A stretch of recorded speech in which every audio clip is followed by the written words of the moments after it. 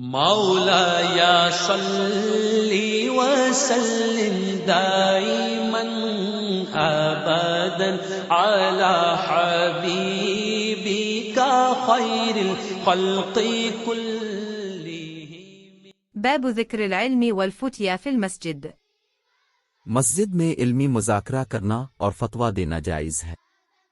حدثني قتيبة بن سعيد قال حدثنا الليث بن سعد قال حدثنا نافع مولى عبد الله بن عمر بن الخطاب عن عبد الله بن عمر أن رجلا قام في المسجد فقال: يا رسول الله، من أين تأمرنا أن نهل؟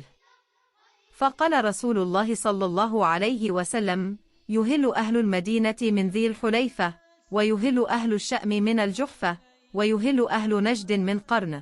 وقال ابن عمر: ويزعمون أن رسول الله صلى الله عليه وسلم قال: ويهل أهل اليمن من يلملم.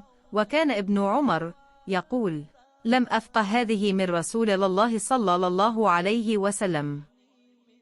ہم سے قتبہ بن سعید نے بیان کیا، کہا ہم کو لیث بن سعد نے خبر دی، ان سے نافع مول عبداللہ بن عمر بن الخطاب نے، انہوں نے عبداللہ بن عمر رضی اللہ عنہما سے روایت کیا کہ ایک مرتبہ ایک آدمی نے مسجد میں کھڑے ہو کر عرض کیا: رسول اللہ، اب ہمیں کس جگہ سے احرام باندھنے کا حکم دیتے ہیں؟ تو رسول اللہ نے فرمایا: مدینہ والے ذو الحلیفہ سے احرام باندھی، اور اہل شام جحفہ سے، اور نجد والے قرن المنازل سے۔ ابن عمر رضی اللہ عنہما نے فرمایا کہ لوگوں کا خیال ہے کہ رسول اللہ نے فرمایا کہ یمن والے یلملم سے احرام باندھی، اور ابن عمر رضی اللہ عنہما کہا کرتے تھے کہ مجھے یہ آخری جملہ رسول اللہ سے یاد نہیں۔